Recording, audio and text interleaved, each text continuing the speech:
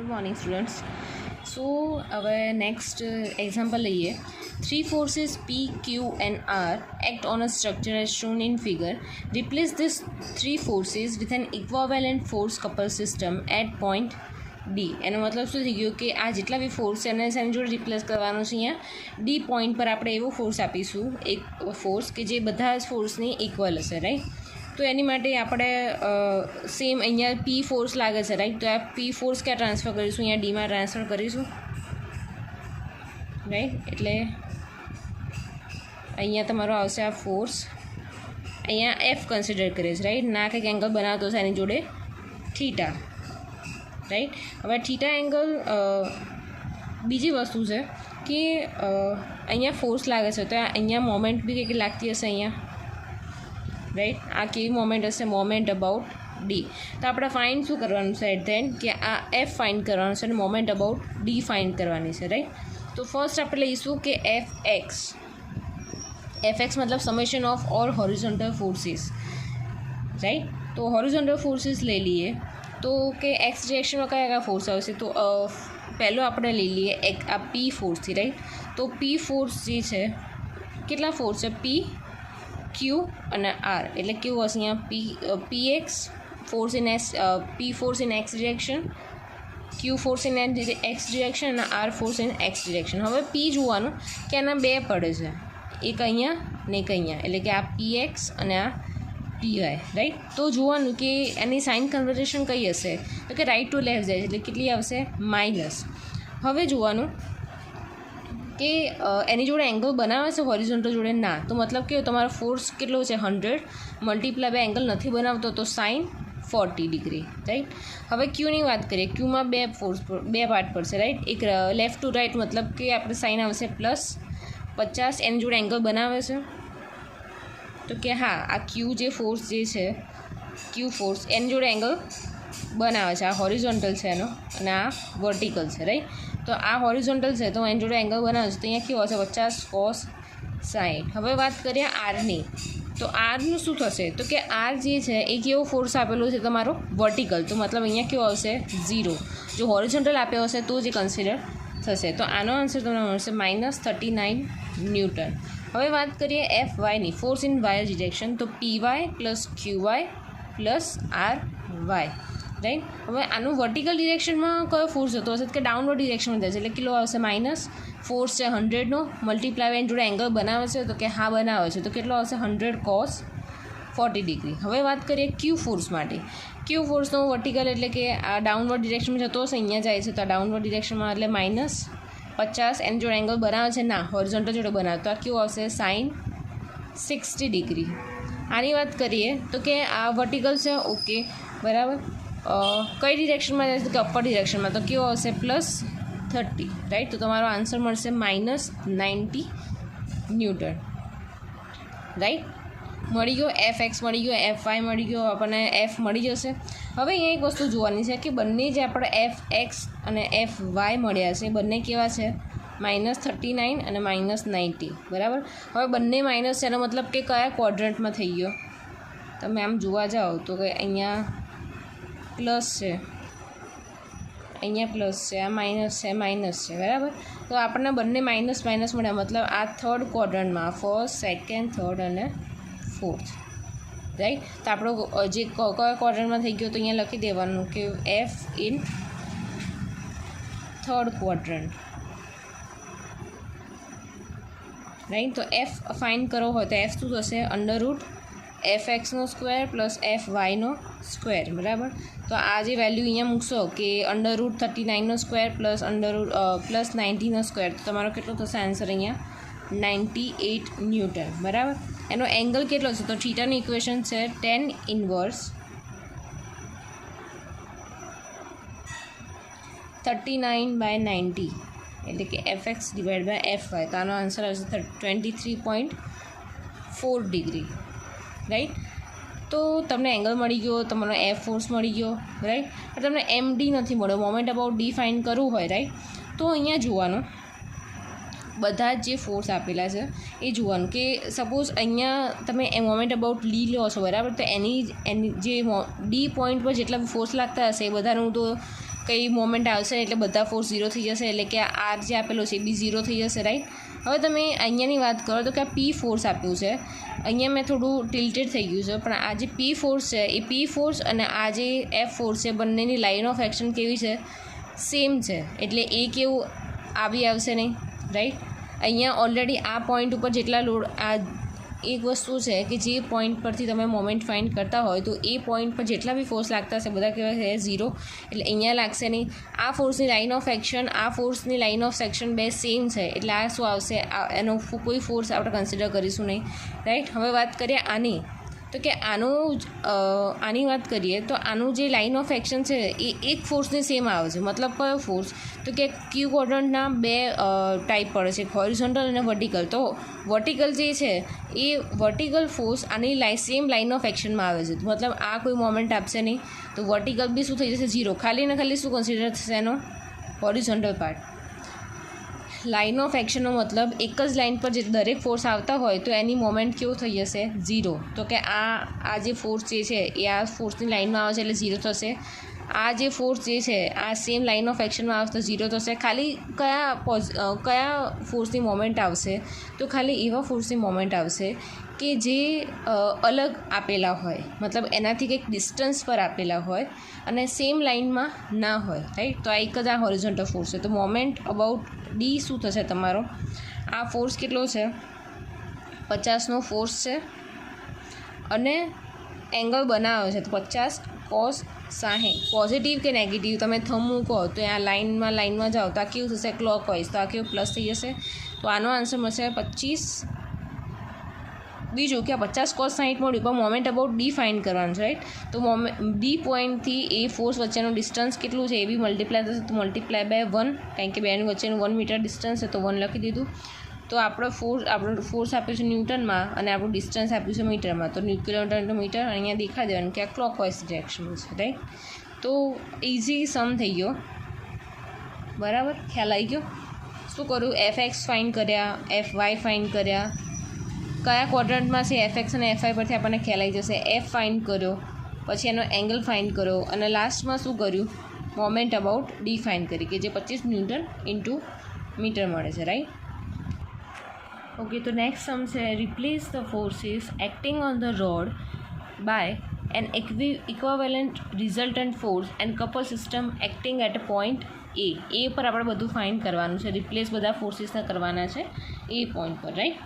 તો હવે આ મેં તમારું એક્ઝામ્પલ લીધો છે બુકમાંથી, રાઈટ. અત્યાર સુધીના એક્ઝામ્પલ લીધા એ જાતે કરાયા હતા થોડા, રાઈટ. તો આમાં મેથડોલોજી તમારી સેમ રહેશે, રાઈટ. જેમ કે તમારા બુકમાં જે છે એ આપણે અહીંયા એક્સ કન્સિડર કર્યું, ફોર્સ ઇન એક્સ ડિરેક્શન, તો બુકમાં આપેલું છે તમારું સિગ્મા વર્ટિકલ, સિગ્મા હોરિઝોન્ટલ મતલબ FX અને વર્ટિકલ મતલબ FY, force in Y direction, right.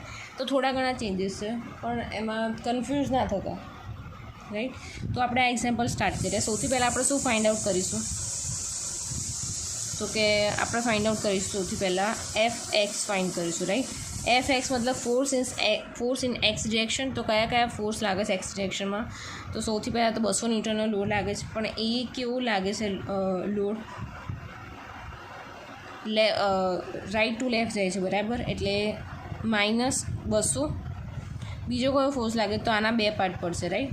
અહીંયા હોરિઝોન્ટલ હશે અને અહીંયા વર્ટિકલ હશે, એટલે 500, અહીંયા 500 છે, અહીંયા એનો એંગલ બનાવે છે તો આ 500 cos 45 અને આવશે 500 sin 45, રાઈટ.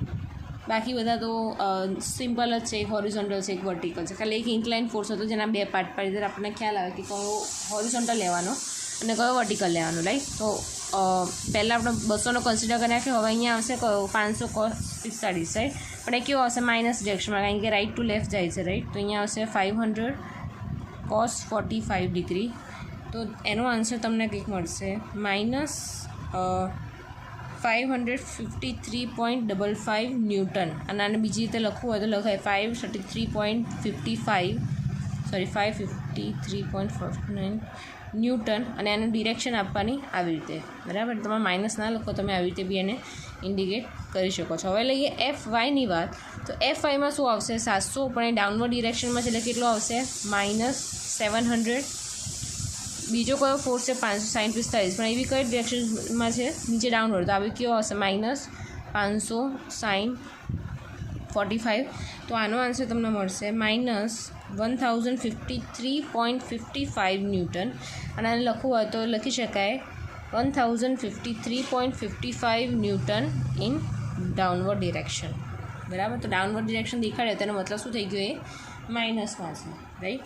હવે એનું રિઝલ્ટન્ટ કેટલું આવશે, એટલે મતલબ આર કે જે આપણે એફ ફાઇન્ડ કરતા હતા = fx² + fy², રાઈટ. તો અહીંયા આવશે તમારું -553.55 whole square plus -57.55 whole square. હવે માઇનસ છે, બરાબર, બે માઇનસ હોય તો કેવા થઈ જશે, ઓલરેડી બંનેનો સ્ક્વેર છે મતલબ પ્લસ થઈ જશે. તો આ તમે આન્સર કરશો કેલ્ક્યુલેશનમાં, તમને આન્સર મળશે 1190.12 ન્યૂટન. આ મળી ગયો તમારો એફ. બરાબર. હવે વાત કરીએ થીટાની, તો થીટા કેવી રીતે ફાઇન્ડ કરીશું, તો થીટા =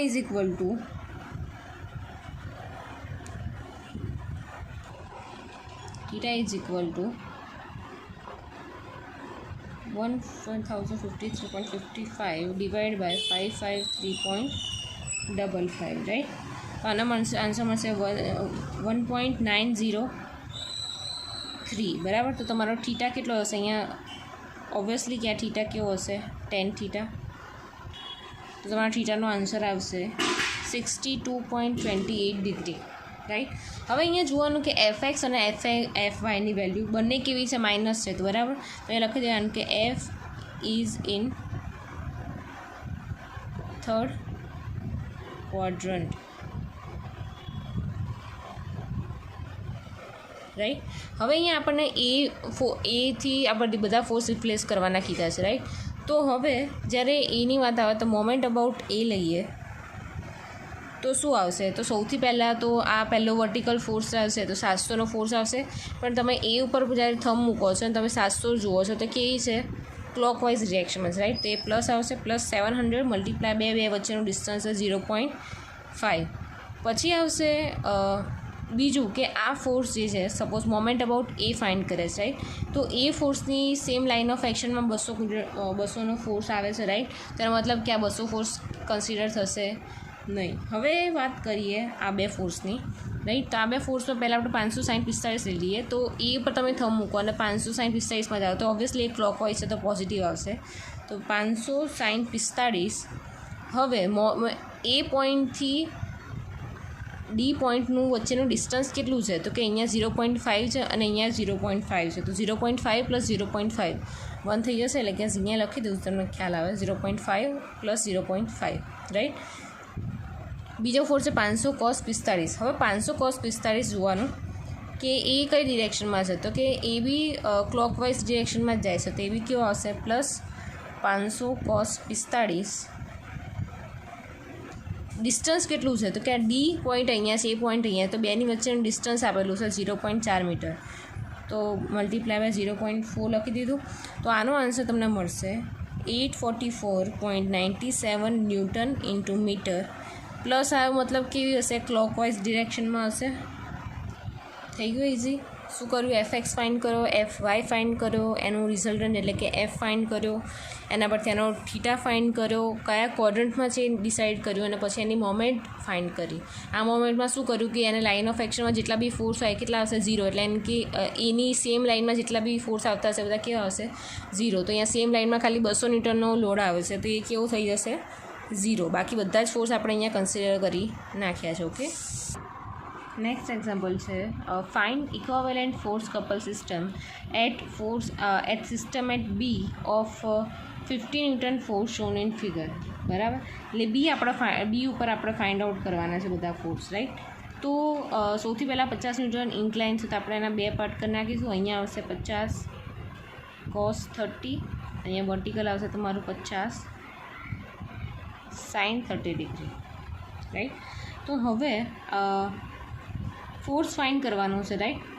તો બી જે પોઈન્ટ જે છે આપણને અહીંયા શું કીધું છે કે find equivalent force couple system. બરાબર.